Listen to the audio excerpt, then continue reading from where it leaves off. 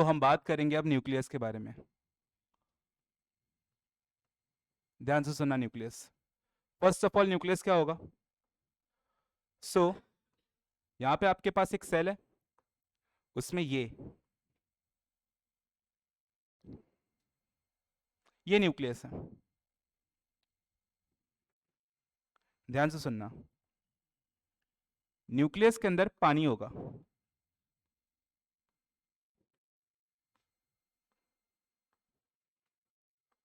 ये पानी होगा। न्यूक्लियस के अंदर जो पानी होगा ना, उस पानी को आप बोलोगे न्यूक्लियोप्लाज्म।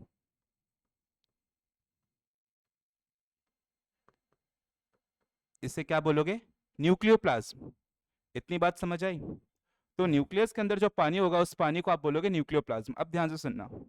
अगर आप ध्यान से देखो तो न्यूक्लियस के ऊपर दो मेम्ब्रेन है, ये वाला और ये वाला। तो ये है आपका आउटर मेम्ब्रेन, और ये वाला है आपका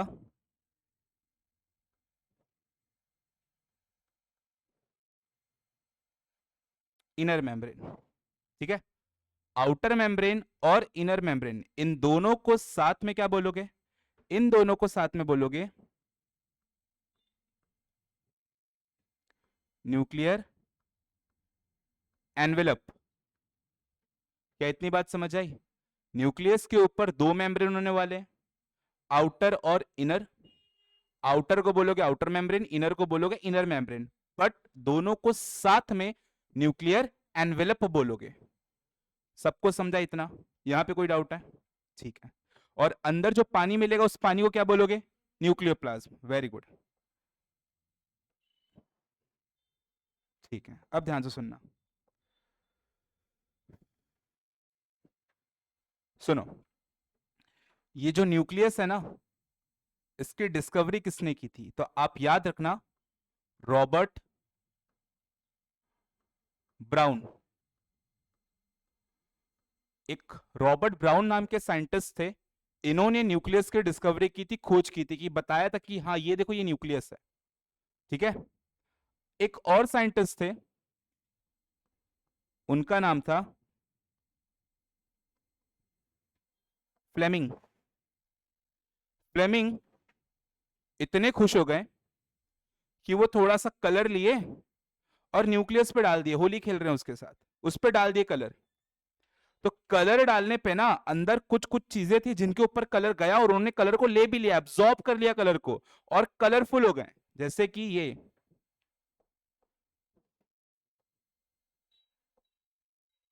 कुछ ऐसा था, देखो ये कलर को ले लिया और ऐसा दिखने लगा। जब आप किसी चीज पे कलर डालते हो तो आपको तो क्लियर दिखता है वो। व्हाइट उतना क्लियर नहीं दिखेगा, बट कलरफुल देखो एकदम सामने से दिखता है। तो ये कलर को एब्जॉर्ब किया, और आपने इसे क्या बोला? आपने इसे बोला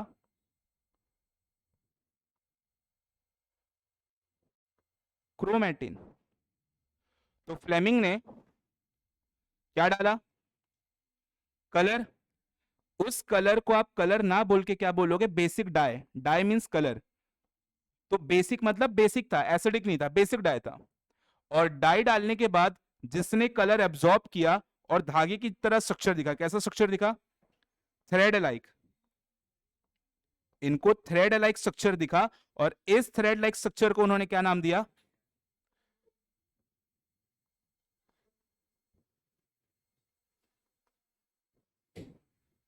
क्रोमेटिन। तो क्या क्रोमेटिन क्या होता है, समझ आया सभी को? क्रोमेटिन क्या होगा? न्यूक्लियस के अंदर एक धागे जैसा स्ट्रक्चर होगा, होता क्या अभी डिटेल में बताने वाला हूं। अभी के लिए इतना याद रखो कि क्रोमेटिन में filament like thread like structure होगा, उलझा हुआ। उसी को क्या बोलोगे? क्रोमेटिन। किसने डिस्कवर किया उसे? फ्लेमिंग ने। क्या यूज किया? Basic dye. थ्रेड लाइक दिखा, उसे ही क्या बोला? क्रोमेटिन। तो यहां पर क्या आपको दो साइंटिस्ट क्लियर है?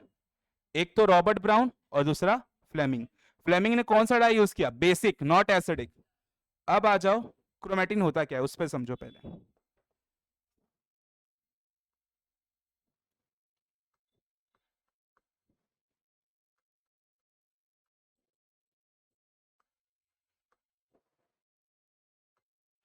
सुनो,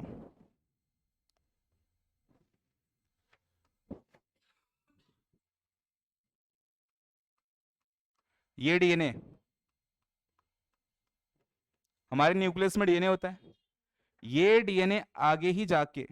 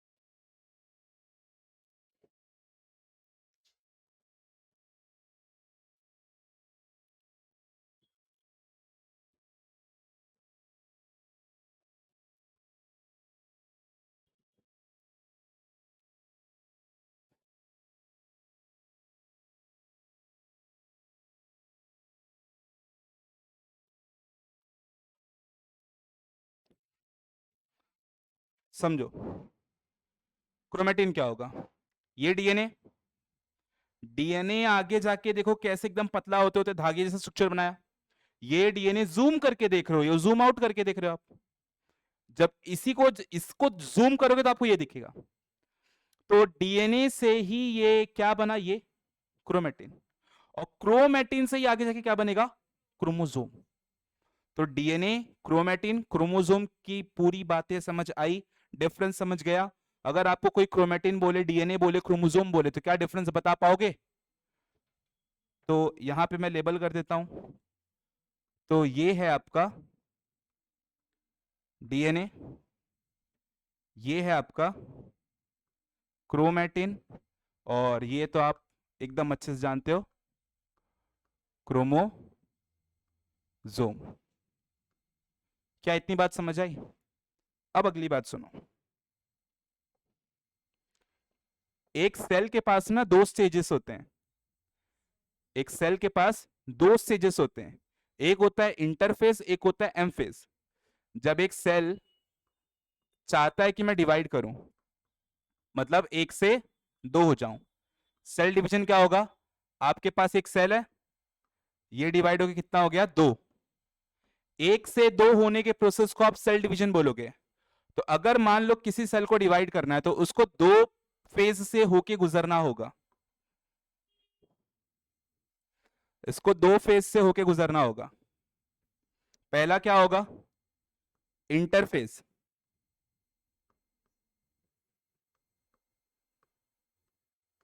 और दूसरा होगा एम फेज। तो अगर एक सेल को दो सेल में डिवीजन करना है, लाइक एक से अगर डबल होना है तो उसे दो फेज से होके गुजरना होगा। सबसे पहले इंटरफेज और दूसरे नंबर पे एम फेज। इंटरफेज में क्या होता है ना, इंटरफेज में डिवीजन नहीं होगा, इंटरफेज में खाली डिवीजन की तैयारी होगी कि हमें डिवाइड करना है, एक से दो होना है, तैयारी करो, छोड़ो तैयारी करो। जैसे अगर आपको खाना बनाना तो डायरेक्टली बनाने नहीं लगते हो, पहले आप तैयारी करते हो खाने की, सब्जी काट लिया, आटा गूंथ लिया, जो भी है, पहले आप तैयारी करते हो फिर बनाते हो ना। तो सेम अगर डिवीजन करना है तो पहले तैयारी करोगे। तो यहां पर डिवीजन नहीं होगा, यहां पर सिंपली क्या हो रहा है, प्रिपरेशन। यहां पर हो रहा है प्रिपरेशन। क्लियर है ये वाली बात? यहां पे बस प्रिपरेशन हो रहा है। और यहां पर एम फेज में क्या होगा, एम फेज में डिवीजन होगा। क्या ये वाली बात समझ आई? डिवीजन कब होगा कब नहीं होगा, सेल डिवीजन में कितने फेज होंगे वो क्लियर हुआ। अब ध्यान से सुनना, जब जब जैसे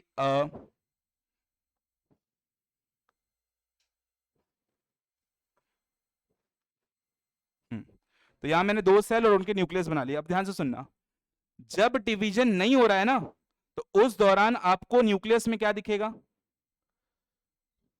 क्रोमेटिन। पर जब डिवीजन हो रहा है तो उस दौरान क्या दिखेगा, क्रोमोसोम। क्या ये वाली बात समझ आई?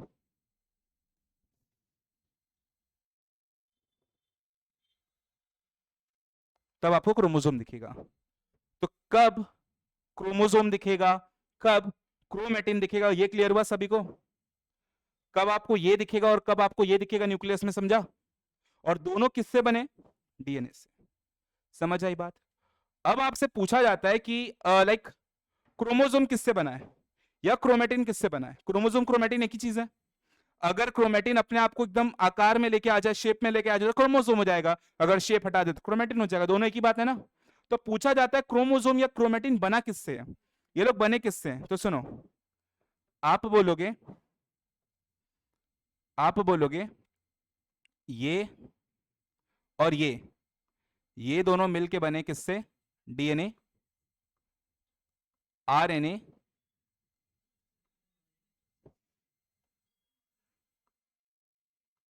हिस्टोन प्रोटीन, और लास्ट में एक होता है नॉन हिस्टोन प्रोटीन। तो ये चार चीजों से मिलके बनेगा आपका क्रोमोसोम और क्रोमेटिन। क्या ये वाली बात समझ आई? किससे बनेगा क्रोमोसोम? चार चीजों से, डीएनए, आरएनए, हिस्टोन प्रोटीन और नॉन हिस्टोन प्रोटीन। ये चारों से मिलकर बनेगा आपका क्रोमोसोम या क्रोमेटिन। क्रोमोसोम कब दिखेगा समझा? कौन सा फेज में दिखेगा? M phase. और क्रोमेटिन कब दिखेगा? इंटरफेज। क्लियर हुई है इतनी बातें? चलो अब आगे सुनो।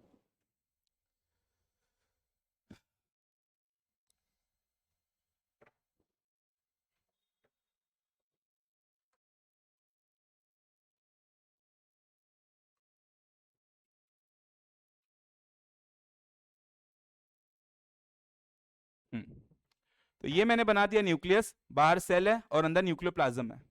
अच्छा, न्यूक्लियस पे कितने कवर दिख रहे हैं आपको? दो। ये outer membrane,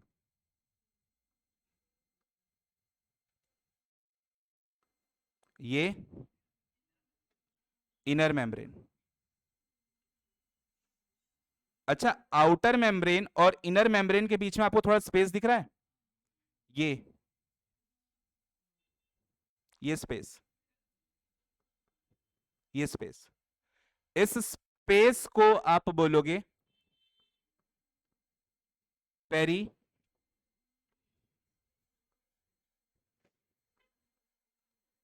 peri nuclear space. क्या बोलोगे इसे? Perinuclear space. दोनों मेम्ब्रेन के बीच में जो खाली स्पेस होता है उस स्पेस को क्या बोलोगे? खड़े हो जा। Perinuclear space. खड़े हो, खड़े हो। Perinuclear space. ये वाली बात क्लियर है? 12।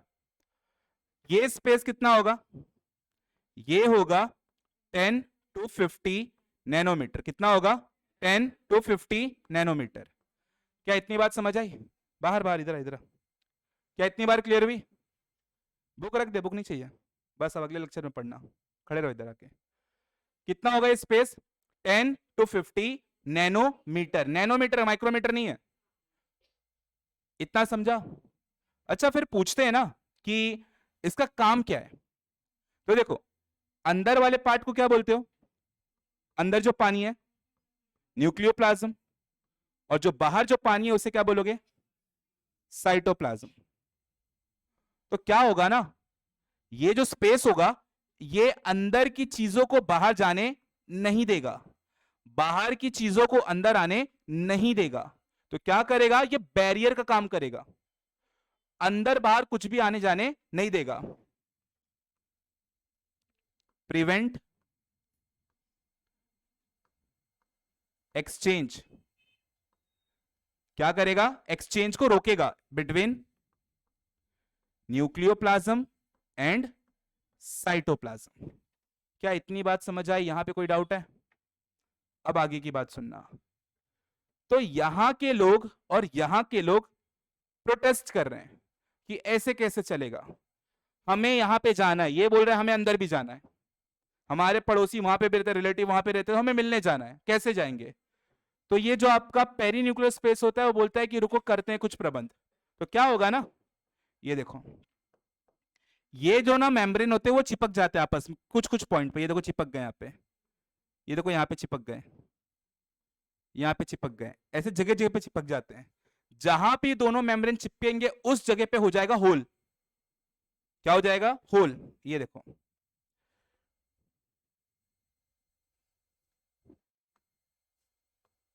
ये ऐसे ही आएगा।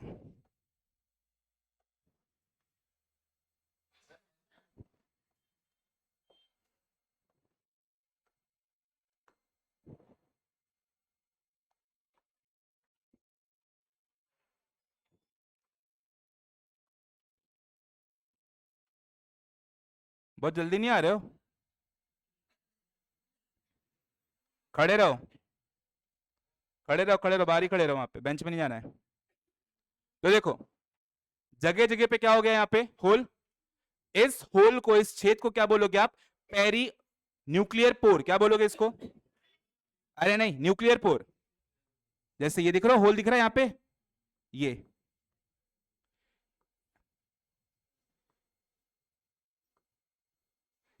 इन्हें क्या बोलोगे? न्यूक्लियर।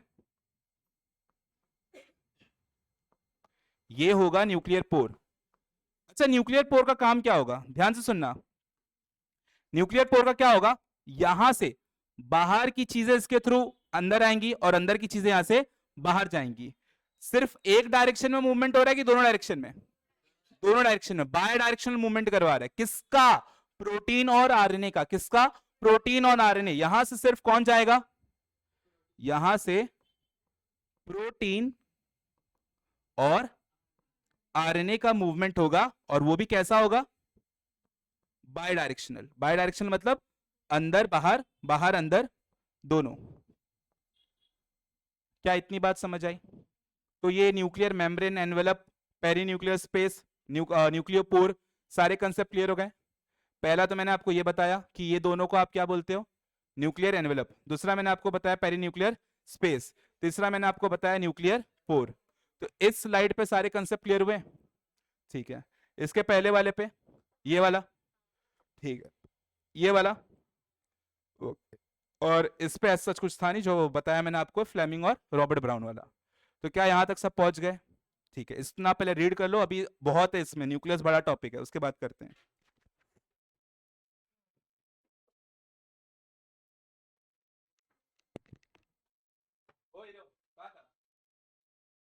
बुक बंद करके रख दो और दीवार से चिपक के खड़े रहो, बेंच पे सपोर्ट नहीं लेना।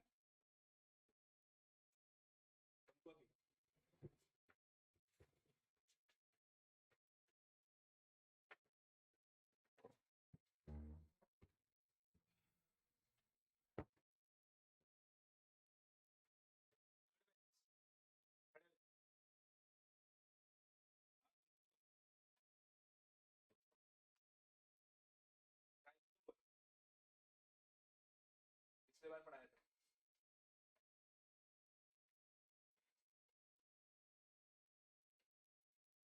आता है कि नहीं? कोई लोग थे, बाकी खड़े ही हैं। सही है, प्रमोशन।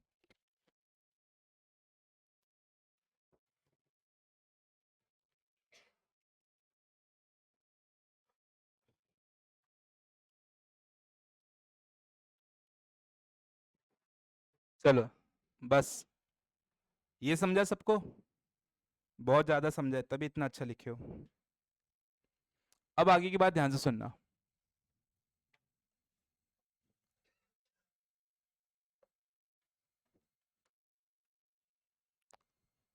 ये सेल है आपके पास, ये न्यूक्लियस है,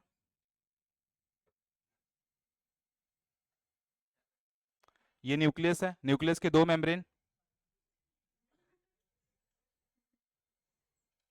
तुमको पता है ना, तुम मेरे नजर में पहले से हो।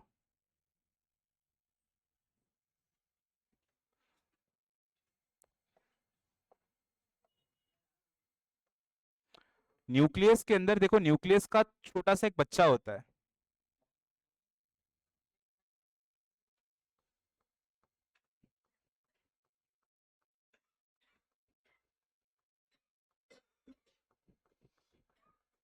ये, इसे आप बोलोगे न्यूक्लियोलस। ठीक है। न्यूक्लियस के अंदर एक न्यूक्लियस जैसा स्ट्रक्चर और दिखेगा, उस स्ट्रक्चर को आप क्या बोलोगे? Nucleolus. So this one is your nucleolus.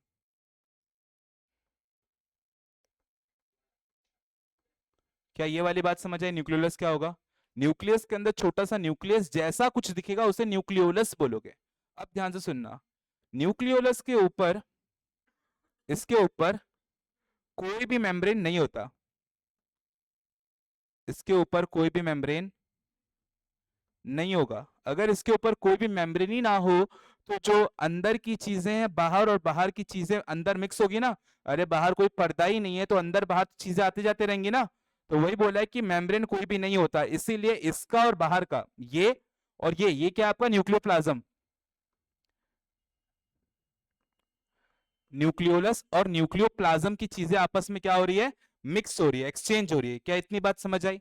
अब ध्यान से सुनना, इसका काम क्या होगा, न्यूक्लियोलस का काम क्या होगा। तो देखो न्यूक्लियोलस का काम होगा आरएनए बनाना। क्या बनाएगा ये, आरएनए, बराबर है।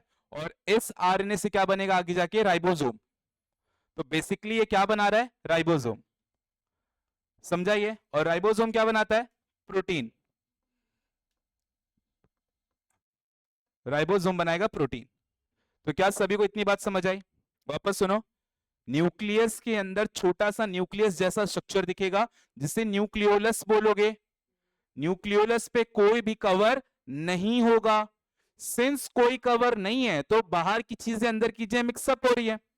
अगर आपने आपने कपड़ा नहीं पहना हुआ है तो बाहर का अगर बारिश हो रही है पानी तो आपके शरीर पे जाएगा और शरीर का कोई पसीना बाहर गिर जाएगा। पर्दा होता तो देखो ये नहीं जाता इतने आसानी से।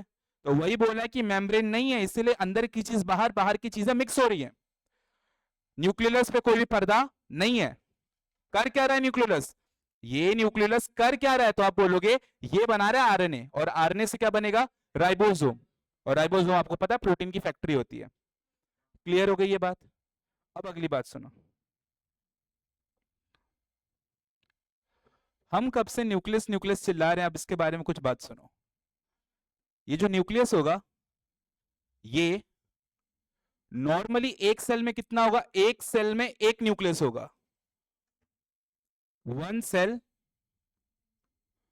वन न्यूक्लियस, ये नॉर्मल है। तो एक सेल में कितना न्यूक्लियस होगा, एक सेल में कितना होगा, एक। अब ध्यान से सुनना, एक सेल में एक न्यूक्लियस होगा लेकिन कुछ कुछ एक्सेप्शंस भी होते हैं, जैसे कि कुछ कुछ ऐसे भी सेल होंगे जिनमें होगा मैनी मैनी न्यूक्लियस होगा, मतलब बहुत सारे, और कुछ कुछ ऐसे भी होंगे जिसमें न्यूक्लियस एब्सेंट भी होगा, मतलब है ही नहीं। तो आ जाओ पहले इनको समझते हैं। तो सुनो, किसमें बहुत सारे न्यूक्लियस हैं, तो इसका सिंपल सा ट्रिक याद रखो, बिमल, नहीं वो वाला नहीं, बिमल, ठीक है। तो वो विमल नहीं है, बिमल है। बिमल का मतलब क्या है यहाँ पे, बी का मतलब होगा बोन, एम का मतलब होगा मसल, आवाज हो रही है पीछे, और एल का मतलब होगा लीवर। तो बोन में, मसल्स में, लीवर में न्यूक्लियस एक से ज्यादा होता है, बराबर है। अब सुनो, कुछ कुछ सेल में एब्सेंट भी होता है। कौन से सेल में एब्सेंट होगा, तो दो याद रखना, पहला तो है आपका आरबीसी, रेड ब्लड सेल, इसी को एरिथ्रोसाइट भी बोलते हो आप। और दूसरा है आपके पास sieve tube cell. Sieve tube क्या होता है, ये प्लांट के अंदर होता है, ये पानी को ट्रांसपोर्ट करने में हेल्प करता है। प्लांट में वाटर को कंडक्ट करने, पानी को ट्रांसपोर्ट करने में हेल्प करेगा। क्या इतनी बात समझ आई? तो ये था आपका न्यूक्लियस का ये वाला कंसेप्ट। एक बार वापस सुनो, नॉर्मल केसेस में एक सेल में एक न्यूक्लियस, बट कुछ कुछ केस ऐसे भी होते हैं जहां पे एक से ज्यादा न्यूक्लियस होगा, या कुछ कुछ केस ऐसे भी होते हैं जहां पे न्यूक्लियस ही नहीं होगा। एक से ज्यादा किस में होगा, बिमल, जुबा केसरी वाला। बी से क्या आएगा, बोन, एम से क्या आएगा, मसल, एल से क्या आएगा, लीवर। और एब्सेंट किस में होगा, आरबीसी मतलब एरिथ्रोसाइट, और दूसरा सीव ट्यूब सेल। फिर उसके पहले हमने पढ़ा कि न्यूक्लियस के अंदर छोटा सा न्यूक्लियस जैसा स्ट्रक्चर और होता है, उसको बोलते हैं न्यूक्लियोलस। न्यूक्लियोलस पे कोई भी पर्दा नहीं होता, इसीलिए उसके अंदर की चीजें बाहर से मिक्स हो रही है, बाहर की चीजें अंदर मिक्स हो रही है। और इसका काम क्या होगा, आरआरएनए बनाना। कौन सा आरएनए, आरआरएनए। और आरआरएनए से क्या बनता है, राइबोसोम। और राइबोसोम क्या बनाता है आगे जाके, प्रोटीन। क्लियर भी ये बात? इसीलिए आपका जो न्यूक्लियोलस है, ये जो न्यूक्लियोलस है, उन सेल्स में ज्यादा होगा, मैनी ज्यादा होगा, या लार्ज होगा, बड़ा होगा, जिन सेल में क्या बन रहा है, प्रोटीन। अरे प्रोटीन अगर ज्यादा बन रहा है तो मतलब राइबोसोम ज्यादा होगा, और राइबोसोम ज्यादा मतलब आरएनए ज्यादा, और आरएनए ज्यादा कौन बनाएगा, न्यूक्लियोलस, इसलिए ये भी ज्यादा होगा। समझ आया? अगर मैं बोल रहा हूं कि आपके घर में पूड़ी ज्यादा तली जा रही है, आपके घर में ज्यादा पूड़ी बन रही है, मतलब आपके घर में तेल ज्यादा होगा ना, समझ आई बात? अगर मैं बोल रहा हूं आपके घर में बिरयानी ज्यादा बन रही है, तो मतलब गोश्त ज्यादा होगा, ठीक है, चावल ज्यादा होगा। क्लियर है ये वाली बात? ऐसे, रुक जाओ अभी, समझा ये वाला? ये तो आपको क्लियर ही है पहले से, पहले इसको घूरो अच्छे से।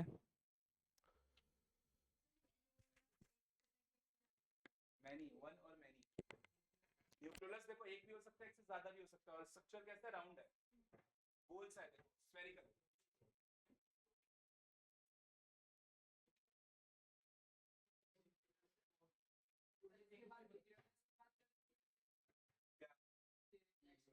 हाँ, क्या? किसको मारा बे आज तक? अच्छा उसको ना, वो तो मजाक में मारता, ज्यादा लग गया था। चलो, अब ध्यान से सुनना, स्टार्ट करते हैं। न्यूक्लियस अभी भी चल रहा है। अब सुनो, न्यूक्लियस के अंदर आपको क्रोमोसोम दिखता है, तो क्रोमोसोम को देखो।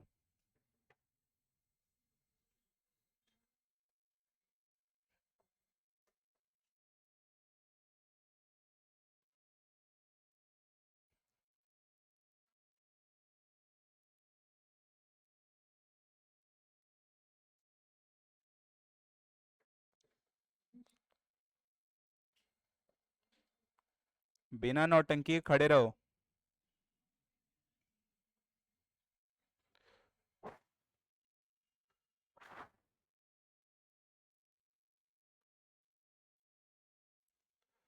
तो ये क्रोमोसोम है, ठीक है? अगर आप क्रोमोसोम के बीच वाला पार्ट देखो, ये वाला पार्ट, ये सेंटर का, इस पार्ट को आप बोलोगे सेंट्रोमेयर। अब ध्यान से मुंह बंद करके सुनो बस, इस पार्ट को आप बोलोगे सेंट्रोमेयर, ठीक है? सेंट्रोमेयर का एक और नाम होगा, सेंट्रोमेयर को ही आप और क्या बोलोगे? Primary constriction. सेंट्रोमेयर को ही और बोलोगे प्राइमरी कंस्ट्रक्शन। पहली बात हो गई, ये प्राइमरी का सिंबल है, ठीक है? ऐसे लिखते हो ना प्राइमरी, 2 डिग्री सेकेंडरी होता है, 3 डिग्री टर्शरी होता है, तो प्राइमरी है। अब ध्यान से सुनना, सेंट्रोमेयर के इधर ऐसे और इधर ऐसे आपको स्ट्रक्चर दिखता है, इन दोनों स्ट्रक्चर को बोलोगे काइनेटोकोर। इन्हें क्या बोलोगे? इसे क्या बोलोगे?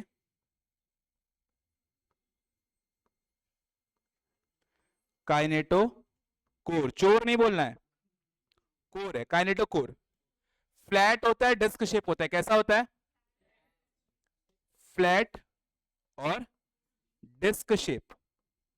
फ्लैट और डिस्क, पतला सा होता है, डिस्क लाइक होता है, फ्लैट और डिस्क शेप, काइनेटोकोर। सेंट्रोमेयर के अगल बगल दोनों साइड होगा। इसी से आके कौन अटैच होगा? आपके काइनेटोकोर से आके ना एक धागे की तरह स्ट्रक्चर अटैच होता है, यहाँ पे देखो ऐसे, ये देखो ऐसे, ये आके ऐसे अटैच धागे की तरह, इस धागे को आप बोलते हो स्पिंडल फाइबर। सेल डिवीजन के दौरान ऐसा होता है,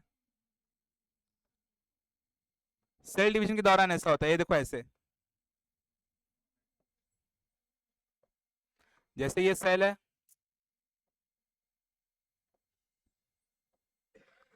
लाइक ये न्यूक्लियस बनाया मैंने, यहां पर ये है आपका सेंट्रोजोम।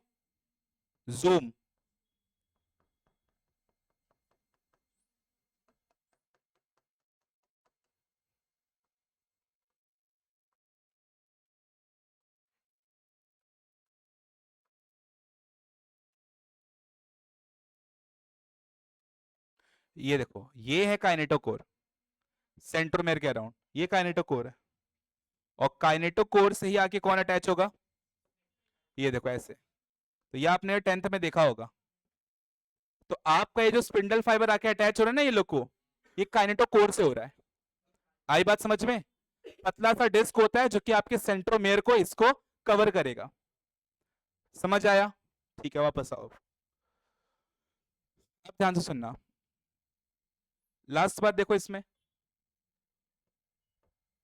ये देखो, ये इन्हें क्या बोलोगे? इन्हें आप बोलोगे क्रोमेटिड। इन्हें क्या बोलोगे? Chromatid. So these are chromatid. ये क्रोमेटिड है। कितने क्रोमेटिड दिख रहे हैं यहाँ पे? ठीक है, तो दो है यहाँ पे। दो को मिलाकर एक बोलना है आपको। दो को मिलाकर एक, तो कितने हुए यहाँ पे? दो। समझ आई बात? क्रोमोसोम कितने हैं? दो कि एक? एक है। कैसे गिनते हो? ये गिनो, ये सेंटर वाले गिनो, जितना हुआ है उतना क्रोमोसोम है। जैसे ये देखो, कितना क्रोमोसोम है? ये एक।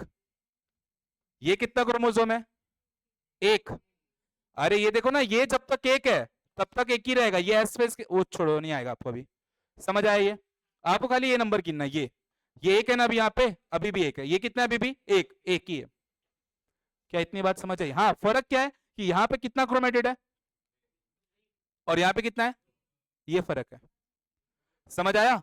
एक क्रोमोसोम एक क्रोमेटिड, एक क्रोमोसोम दो क्रोमेटिड, ये फर्क है बस। क्लियर हुई इतनी बात सबको? क्रोमेटिड वाला पूरा कंसेप्ट क्लियर हुआ? अब लास्ट बात सुनो। जैसे ये क्रोमोसोम है, तो ना ये देखो, इसको प्राइमरी कंस्ट्रक्शन बोल रहे थे ना, या तो सेंट्रोमेयर। ये देखो यहां पे जो हल्का सा दबा हुआ पार्ट है, ये इससे बोलोगे सेकेंडरी कंस्ट्रक्शन। Secondary constriction. और उसके ऊपर का हिस्सा ये वाला, इससे बोलोगे सैटेलाइट। सेकेंडरी कंस्ट्रक्शन के ऊपर जो हल्का सा उठा हुआ गोल गोल हिस्सा, उसे क्या बोलोगे? सैटेलाइट। और इस सैटेलाइट का काम क्या होगा? इसका काम होगा न्यूक्लियोलस को बनाना। किसको बना रहा है? तो यार समझ आया? इसी को NOR भी बोलते हो, nucleolar organiser region. Nucleolar organiser region मतलब न्यूक्लियस को, न्यूक्लियोलस को बनाने वाला रीजन। तो ये किसको बना रहा है? समझ आया? न्यूक्लियोलस, न्यूक्लियस के बच्चे को। सैटेलाइट किसके बाद होगा? सेकेंडरी कंस्ट्रक्शन के बाद होगा। अब बस लास्ट टॉपिक खत्म, सबसे इजी।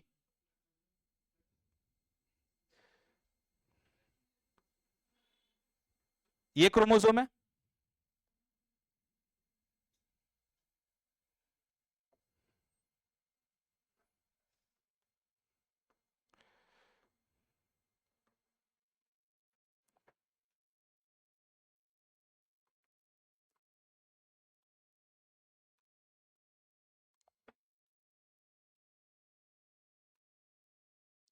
ये देखो मैंने चार क्रोमोसोम बनाए यहाँ पे। पहला क्रोमोसोम अगर आप देखोगे तो उसका सेंट्रोमेर बीच में, इसका वाला हल्का सा ऊपर है, इसका वाला हल्का सा और ऊपर, इसका एकदम लास्ट में। तो ध्यान से सुनना, जो पहला वाला है ना, इस क्रोमोसोम को बोलोगे मेटासेंट्रिक। अगर बीच में रहेगा, सेंटर में रहेगा, अगर आपका सेंट्रोमेयर ये सेंटर में रहेगा तो मेटासेंट्रिक। हल्का सा ऊपर या हल्का सा नीचे रहेगा तो सब मेटासेंट्रिक। क्या बोलोगे?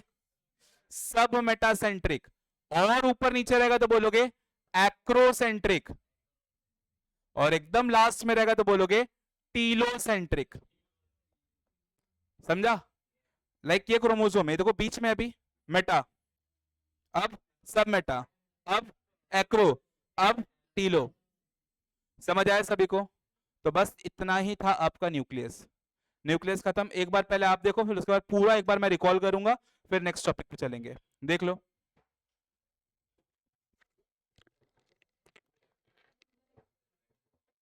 हाँ, बुक देख सकते हो अपना, टेक्स्ट बुक।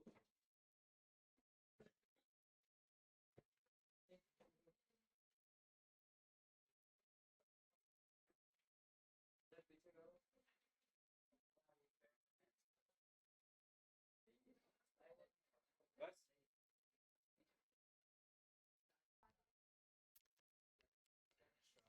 फुल। कब है, कब? तो उसके पहले उसको छोड़ के बाकी का रखवा दूंगा, और क्या। सेल यूनिट ऑफ लाइफ और कॉकरोच और फ्रॉग देखते हैं।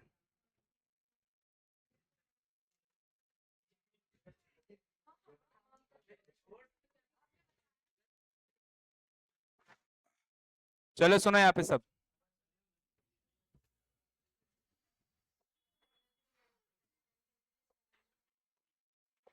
तो मैं आपको नया टर्म बता रहा हूं, यूक्रोमेटिन और हेट्रोक्रोमेटिन क्या होता है, ध्यान से सुनना। Euchromatin, heterochromatin.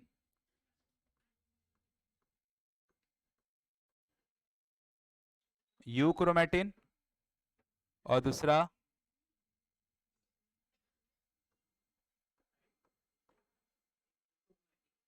हेट्रोक्रोमेटिन। तो यूक्रोमेटिन और हेट्रोक्रोमेटिन क्या होता है, एकदम ध्यान से सुनते समझते हैं, आ जाओ चलो सुनो। अगर आपका क्रोमेटिन मटेरियल कुछ ऐसा होगा तो ये यूक्रोमेटिन है, और अगर आपका क्रोमेटिन मटेरियल कुछ ऐसा होगा,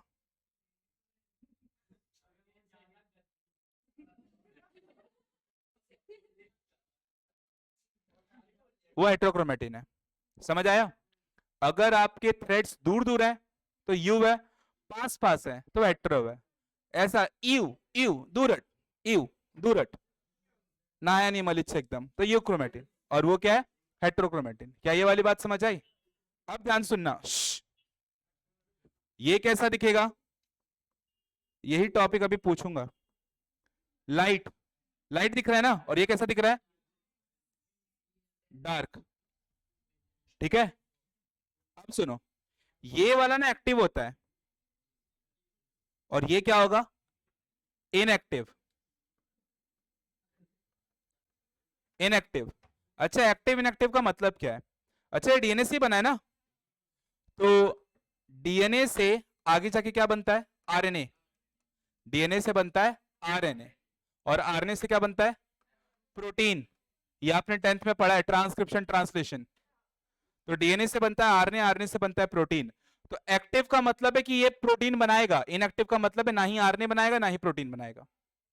एक्टिव का मतलब है डीएनए, ये इससे आरएनए भी बनेगा प्रोटीन भी बनेगा, इससे कुछ भी नहीं बनेगा। तो ये इनएक्टिव है और वो एक्टिव है। हमारे क्रोमोसोम में दोनों मिलते हैं, दोनों मिलते हैं, बस ये है। एक क्रोमोसोम में दोनों चीज होती है, देखो ऐसे होता है।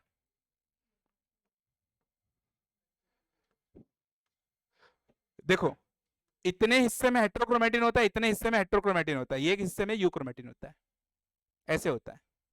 तो एक ही क्रोमोसोम में दोनों होते हैं, यहाँ पे बहुत घना होता है, यहाँ पे दूर दूर होता है, यहाँ पे फिर घना होता है, क्योंकि ये क्रोमेटिन से ही बना है ना। समझ आई बात? ऐसे होता है, देखो ऐसे सिंपली।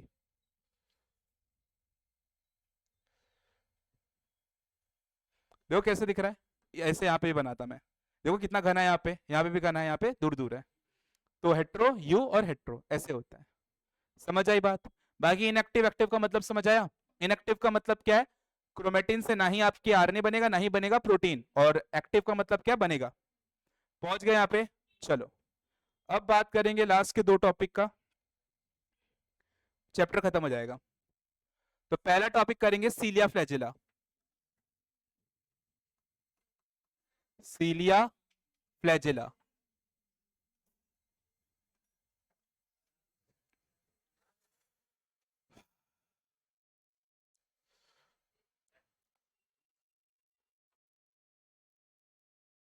इधर ही आ जाओ आगे, उसके आगे खड़े हो जाओ लाइन में।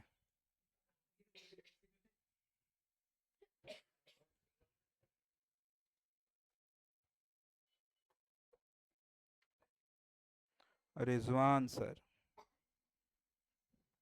एक झलक भेजना पड़ेगा ना तुम लोग का। ये सब आई एम द मस्त। इतना मुस्कुरा क्यों रही हो, सबसे ज्यादा तुम ही खुश हो इसमें। मैं तो बैठी हूं। किसके दिखाऊं?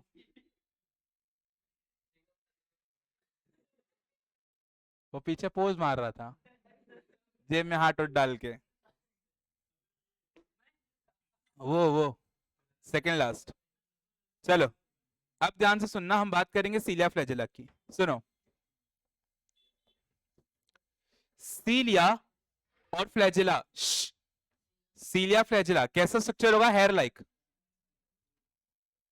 मुंह बंद रख लो, हेयर लाइक, बाल जैसा स्ट्रक्चर होगा, बाल जैसा स्ट्रक्चर होगा। कहां से निकलेगा? अराइज फ्रॉम, ये निकलेगा सेल मेम्ब्रेन से। कहां से निकलेगा? Cell membrane. सेल मेम्ब्रेन पता है ना? हाँ, सेल मेम्ब्रेन से निकलेगा। अब सुनो, जो सीलिया होगा वो स्मॉल होगा और जो फ्लैजिला होगा वो लार्ज।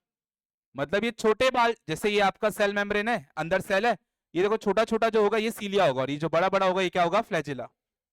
समझ आया? तो ये सब सीलिया और ये फ्लैजिला। अब ध्यान से सुनना, ये स्मॉल है और वो लार्ज है। ये ना ओर्स की तरह काम करता है। ओर्स, ओर्स क्या होता है? चप्पू। जब नाव चलाते तो होता है ना ऐसे चप्पू चलाने के लिए, हाँ वो। तो जब आप चप्पू चलाते हो तो क्या होता है? पानी बाहर का हिलता है, साथ में आपकी बोट भी हिल रही है। तो यही काम होता है सीलिया का। ये क्या करवाएगा? सराउंडिंग फ्लूइड का मूवमेंट। तो ये करवाएगा सराउंडिंग फ्लूइड मूवमेंट, मतलब आजू बाजू में जो फ्लूइड है उसका मूवमेंट करवाएगा।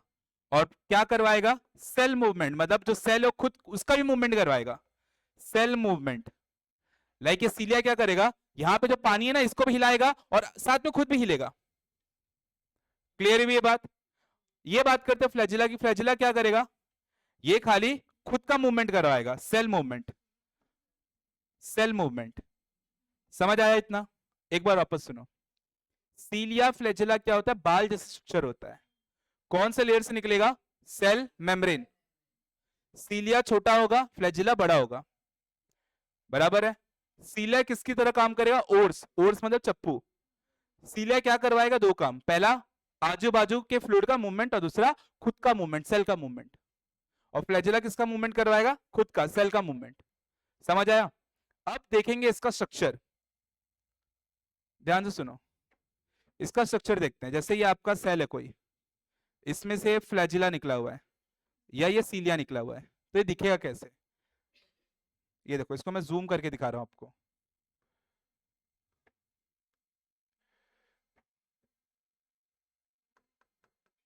कुछ ऐसा होता है, देखो ये सीलिया है, ये सीलिया का बाहर का कवर है। ये इस बाहर के कवर को बोलोगे प्लाज्मा मेम्ब्रेन। जो ये बाहर की परत है, इसके ऊपर एक बाहर की परत है ऐसे, इस बाहर की परत को क्या बोलोगे? Plasma membrane. और अंदर क्या होता है? चलो देखते हैं अंदर क्या होता है। अब एकदम ध्यान से सुनना।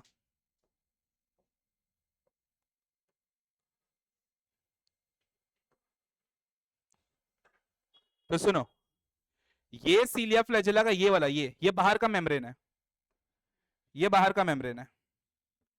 इसे क्या बोलोगे?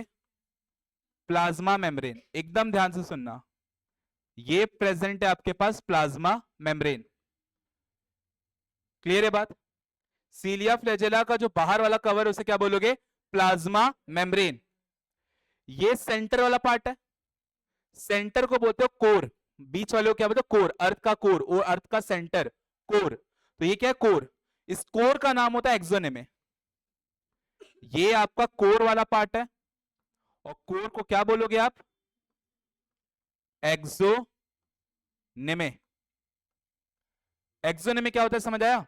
ये कोर वाले पार्ट को ही क्या बोलोगे? एक्सोनेमे। समझ आई ये वाली बात? वापस सुनो, सीलिया फ्लैजिला का जो सबसे बाहर का लेयर होगा उस लेयर को क्या बोलोगे? Plasma membrane. और उसके अंदर जो कोर वाला पार्ट होगा, मतलब सेंटर वाला जो पार्ट होगा, उस कोर वाले पार्ट को क्या बोलोगे? एक्सोनेमे। क्लियर हुई ये वाली बात? समझ आया सभी को? अब आगे सुनो, एकदम फोकस करना।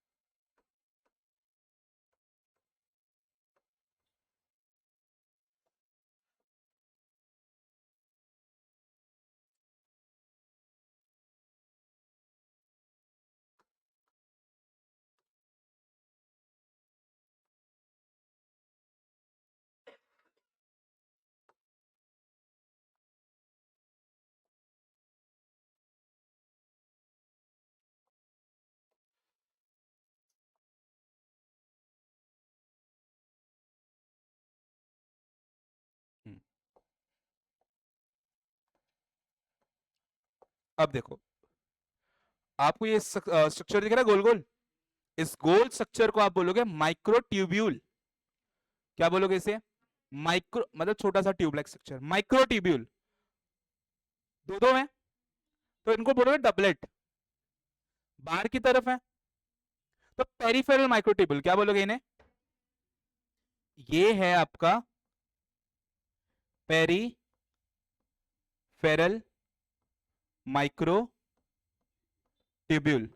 कितने कितने हैं? दो दो के फॉर्म में, इसीलिए इसे क्या बोलोगे? डबलेट। डबलेट मींस दो दो के फॉर्म में अरेंज। और कितने टोटल? 9। 9 है। पेरिफेरल कितने टोटल? 9। कितने कितने? दो दो के फॉर्म में, डबलेट।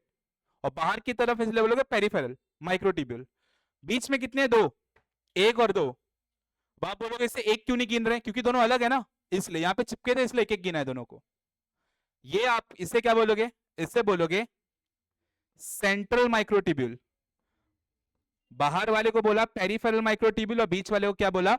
Central microtubule. कितने हैं? दो। तो इस अरेंजमेंट को आप क्या बोलते हो? 9+2 अरेंजमेंट या अरे। अरे का मतलब भी होता है अरेंजमेंट। क्या इतनी बात समझ आई सभी को? यहां पे कोई डाउट है? अब आगे की बात ध्यान से सुनना। देखो, ये सेंट्रल माइक्रोट्यूब्यूल आपस में कनेक्टेड है। इस कनेक्शन के लिए कौन सा वर्ड यूज करोगे? ब्रिज। किसने जोड़ के रखा है दोनों को? ब्रिज। अब ये देखो यहां पे, ये दिख रहा है ये, इसे बोलोगे सेंट्रल शीथ। क्या बोलोगे इसे? तो ये है आपका सेंट्रल शीथ। Central sheath. और सेंट्रल शीथ से ही बाकी का माइक्रोट्यूब्यूल आपका जुड़ा हुआ है। देखो, जैसे ये माइक्रोट्यूब्यूल सेंट्रल शीथ से जुड़ा है, ये ये और ये। क्लियर हुआ? अच्छा, दो है ना डबलेट, किसी एक से जुड़ा होगा। देखो दोनों में से किसी एक से जुड़ा है। और ये जोड़ा ना जिससे डंडा, इससे बोलोगे रेडियल स्पोक। Radial spoke. बस इतना ही था। एक बार वापस समझते हैं। सबसे पहली बात, बाहर के लेयर को क्या बोलोगे? Plasma membrane. कोर वाले पार्ट को क्या बोलोगे? एक्सोनेमे। एक्सोनेमे में आपको देखने मिलेगा माइक्रोट्यूब्यूल। दो तरीके का माइक्रोट्यूब्यूल देखने मिलेगा, एक तो बाहर की तरफ, एक बीच में। बाहर वाले को क्या बोलोगे? पेरिफेरल। बीच वाले को क्या बोलोगे? सेंट्रल। बाहर की तरफ कितने? 9। बीच में कितने? 2। लेकिन डिफरेंस ये कि जो बाहर वाला है डबल डबल है, तो डबलेट बोलोगे। बराबर है? अब बीच के जो दो है वो आपस में कनेक्टेड है। किसके थ्रू? ब्रिज के थ्रू। अब उनके ऊपर एक कवर है, कवर को क्या बोलोगे? Central sheath. और सेंट्रल शीथ आपके पेरिफेरल माइक्रोट्यूब्यूल से कनेक्टेड है। किसके थ्रू? Radial spoke. और लास्ट बात, ये भी आपस में कनेक्टेड है। ये देखो,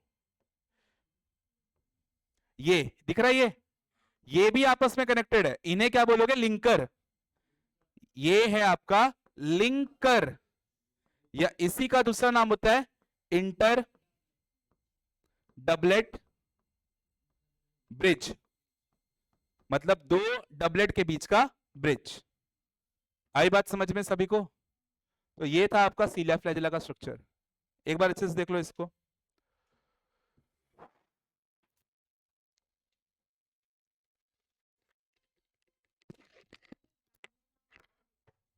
दाहिनी नाम का मतलब होता है, देखो ये यहाँ पे ना ऐसे आपका ये निकला हुआ है, देखो उसमें निकला रहेगा ऐसे, इसी को डायनी नाम बोलते हैं। शीट जो बीच में यहाँ पे पर्पल कलर का कलर दिख रहा है आपको, वो मोबाइल लग तो जाएगा।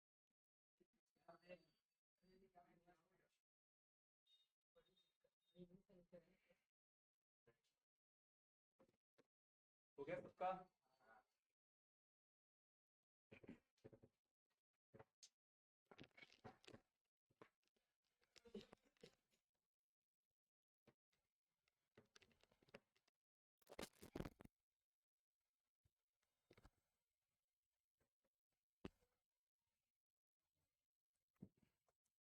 लास्ट टॉपिक सुनो,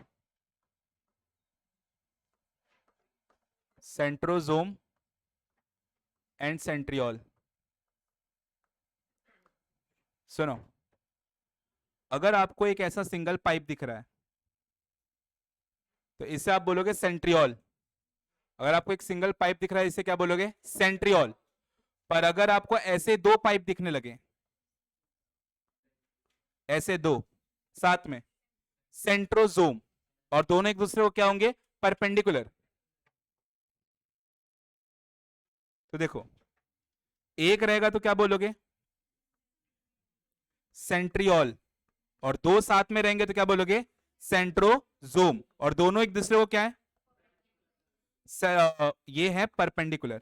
ये वाली बात समझ आई। और इनके अराउंड आपको ना ऐसे कुछ मटेरियल देखने मिलेगा, ऐसे कुछ मटेरियल देखने मिलेगा। इस मटेरियल को बोलोगे पेरीसेंट्रियोलर मटेरियल। क्या बोलोगे, पेरीसेंट्रियल मटेरियल। और कैसा होगा ये, अमरफस। अमरफस का मतलब है no proper shape and size, randomly oriented होगा। क्या इतनी बात समझ आई। वापस सुनो, एक पाइप रहेगा तो क्या बोलोगे, सेंट्रियोल। दोनों एक दूसरे को परपेंडिकुलर रहेंगे तो सेंट्रोजोम, और उनके अराउंड एक प्रोटीन है, प्रोटीन, उसे क्या बोलोगे, पेरी सेंट्रियोलर मटेरियल। ये मिल जाएगा टेक्स्ट बुक में इसका फुल फॉर्म। और कैसा शेप होगा इसका, एमोर्फस। समझ आई बात, no proper shape, randomly oriented है बस बाजू में। क्लियर हुई ये बात। अब ध्यान से सुनना, ये जो सेंट्रोजोम होता है इनका स्ट्रक्चर कैसा दिखेगा, तो इनका स्ट्रक्चर आपको दिखेगा कार्ट व्हील। कार्ट व्हील क्या होता है, वो जो बैलगाड़ी का चक्का होता है ना, एकदम वैसा। देखो कैसे दिखेगा।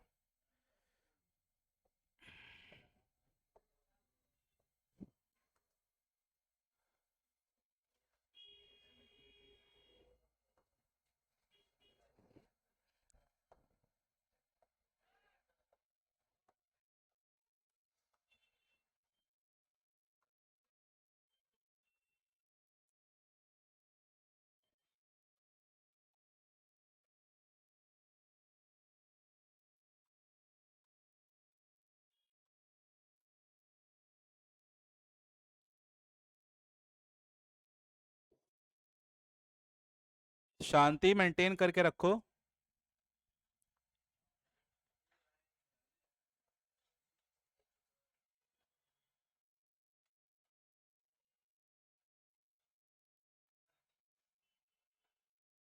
क्या चौकीदार लगे हो।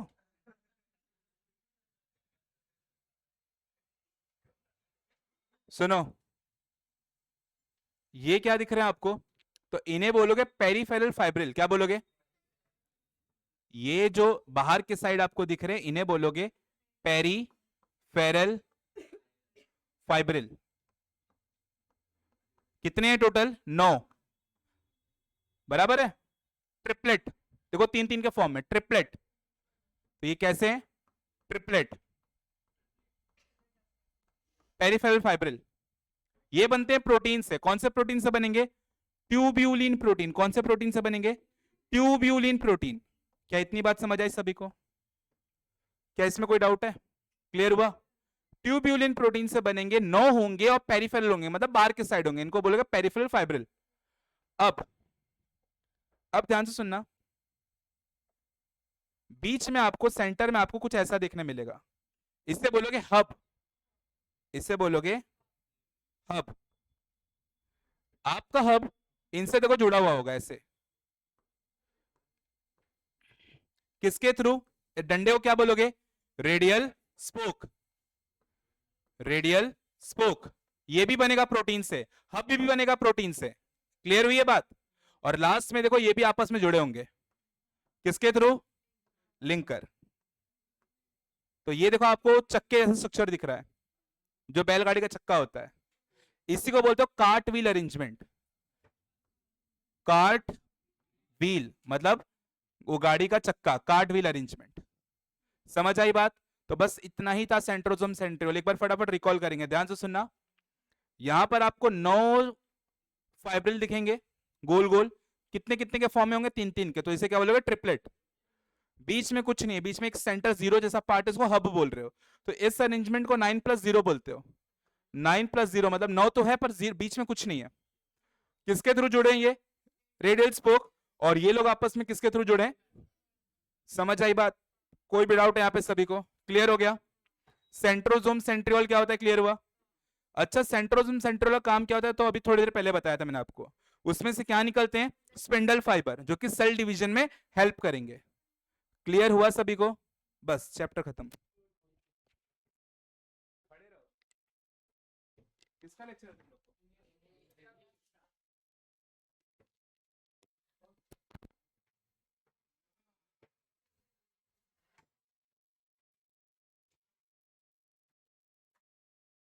सीलिया फ्लैजिला सेंट्रोजम सेंट्रोजम पूछ रहा हूँ, फटाक से देखो।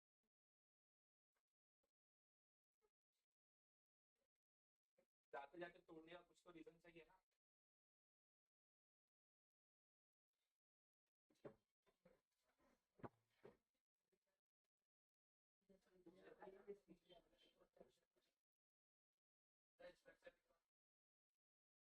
इसका